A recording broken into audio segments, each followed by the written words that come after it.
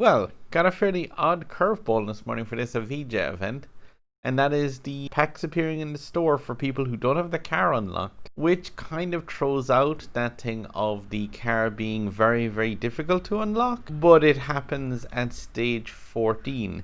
Now, quite a lot of people unlocked the car on stages 12 and 13, depending on which packs and stuff you went into, but like those people then got access to the packs.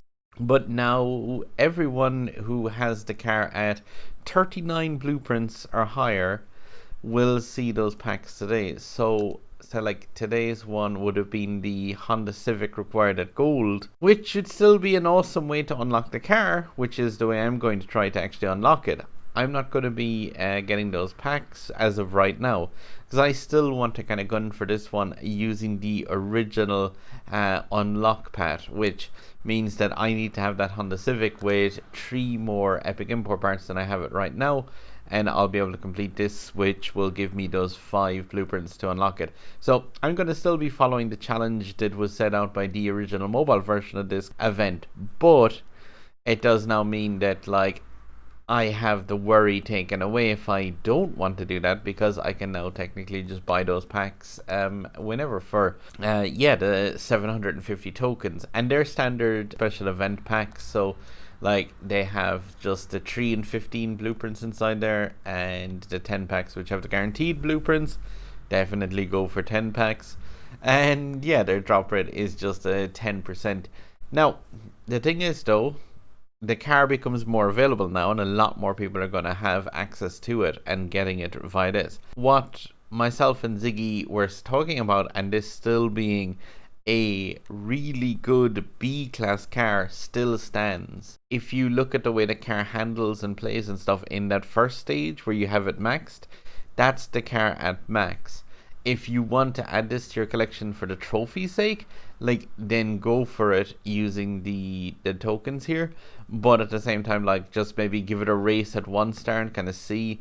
2 stars is going to be fairly similar. So yeah, keep in mind that this does have the potential to be a 6-star B-class car, which means that there's going to be a huge difference in potential between what's unlocked at 2200 rating and that maximum 4K plus rating that we have it in stage 1.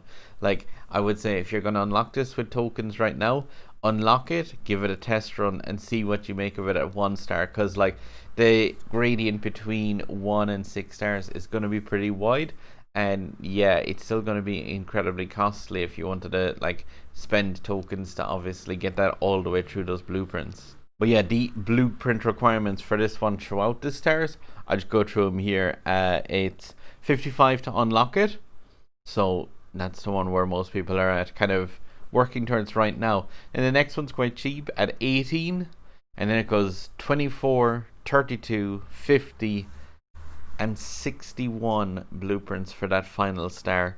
So the total for this one to get it from 0 to max is 240 blueprints. So I'd be looking at needing 190 more if I wanted to do a true pack. So like I said again, it's 55, 18, 24, 32, 50 and 61 in terms of the requirement chain for that one. Like that would be very, very costly to kind of pay your way towards. Now, one of the things is, this obviously means that like loads more players are going to now have access to the Evija, because like I mentioned this in a couple of videos already, but on the other versions of this game, like I think was it said that like on the global version of this game, only 250 players unlock that car. And realistically, coming out of a special event like this, like that's a huge failure for a load of reasons. Because like obviously, like Gameloft go into a lot of deals with like the developers and stuff for these cars, so like there isn't much point in them bringing in a car and then making it unobtainable like that. So changing the event for the Switch is really good in a way, but it's a double-edged sword, because also it means the fact that there are players who have spent a lot on cars that are somewhat unneeded. I could have gotten away without, say, getting the 3-star Zero Uno for this, but at the same time, that Zero Uno is going to be used out of the line in the Rimac C2 anyway, so I don't have too much buyer's remorse in regards of that purchase, because I have a car out of it, and that's, like I said, that's not too bad. You've got like Token spent, you've got a car. That's cool. Other players will get the car today as well, but that doesn't take away from the car that other people have in their garage. So if you spend a lot and you've unlocked this via the pathway that was there originally in the mobile version, you've got the car. That's cool. Now there might be other people who are getting the car as well this morning, but like that doesn't take away from the fact that you've still got the car. Admittedly, it makes it less of an exclusive car, but that doesn't make your version of it any worse. So like, don't get too bogged down in the fact that like other people have it. And if anything, say if there's future events that use this car in a leaderboard sort of position where you've got like now, yeah, say the example that I used before was the contest at the end of this event. Previously, if that contest had like a top 1% prize and there was 250 people that had the car, it meant that only 2 people were going to be getting that top 1% prize.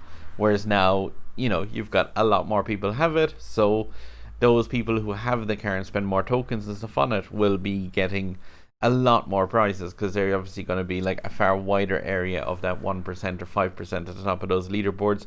And yeah, like I don't know, just it's a tough one to try to say it, but like I know in this kind of game, like we always kind of compete against each other, but at the same time, like it shouldn't impact your love of the cars you have in the garage too much because somebody else has one. So try not to feel too bad on that regarding unlocking the cars, because I'm still delighted that I've got that 3-star Zero Uno and the 4-star Vantage and stuff, and like I'm not going to be too upset about the fact that I've spent a long time grinding out that Honda Civic, because realistically these last weeks and stuff have been quite a lot of locking down action, and having this to grind out was not the worst thing in the slightest to do. So I'm just saying, like, I see there's quite a lot of people who are upset about this one. Try to remember, it's like, are you upset because other people now have access to the car? Is that really worth being upset over? You got the car. That's cool. Just to clarify as well, these packs, if they haven't appeared yet for you in the store, that's because you need to have your Evija up to 39 blueprints out of 55 for the packs to appear. So if you haven't quite got to 39 yet, maybe take a look back and see if you can get 1 or 2 more blueprints from the conditions. This event is in game for the next 2 weeks, so you've got 2 more weeks to see if you can get up as far as the 39 blueprints, which will unlock these. One thing I am going to say though, which is a complete, like, it can't be overlooked in the slightest, realistically. This is going to make people more cautious going forward, and it's going to make me even more cautious going forward. And not in terms of like preparing those support cars, because I'm still going to come into these events if we know the support cars in advance. I still think it's going to be the best of ideas to come into them with the support cars tuned up as well as possible going into the events. The one thing that it will make people worry about is inside in the events, people are going to worry, because if say they introduce something like this high voltage relay pack, like the first stages of this one are not bad purchases. Like you get yourself 20 Zero Uno blueprints for 1,200 tokens. That's relatively cheap for blueprints in this game. And the next one then is 30 blueprints at Advantage for 3,000 tokens. That works out at being just 100 tokens per blueprint. But the one thing that absolutely sucks, and I really feel for players who bought into this, is that 6,000 tokens relay part number 4. It can't be overstated, the fact that 6,000 tokens in this game is €200. Like, this morning there's going to be some people who went down the route of getting that pack, and it was 6,000 tokens for 5 blueprints for that Evija. And then the following day, say you have packs appearing for 750 tokens for the potential of like, yeah, far more blueprints. If you were to instead spend those tokens on the 10 packs right now, that's 8 10 packs worth of tokens that are used right there. 8 10 packs, even with the absolute worst luck, you're looking at 24 blueprints.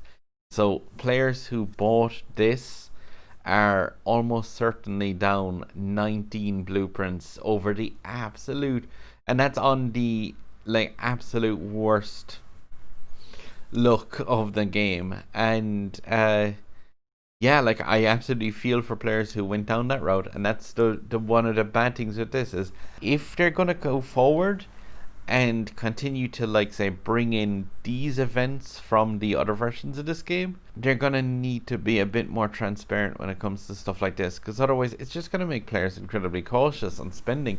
And like, I'd always advise caution anyway, just because of the fact that, like, it's one of those things where a little bit of patience in this sort of game and game mechanic usually goes a long way, but not to that degree. And the one thing with a game like this is you don't want players to really be facing off on buyer's remorse and stuff like this.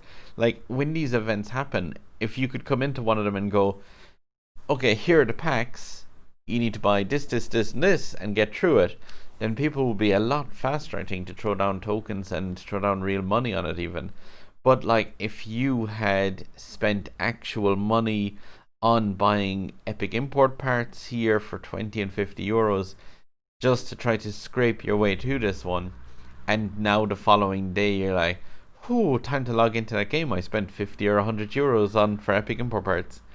Then you sit down and you're like, oh, I didn't need to do that. The player who gets annoyed by that is pretty much the less than 1% of the player base, because obviously, like, not everyone goes down the route of these microtransactions. In the great majority of people do not. But the people who do go down the route of these microtransactions, they are going to be incredibly upset at this. And like, where you might have one of those per 10,000 players, you may lose one of those, and that's really bad for the game going forward, because like, you need the people who are buying these microtransactions to, of course, support the game. That's why I'm never like completely anti microtransaction, but I am against microtransactions which are spent for effectively nothing, or where they're spent where you could otherwise wait up and get the thing.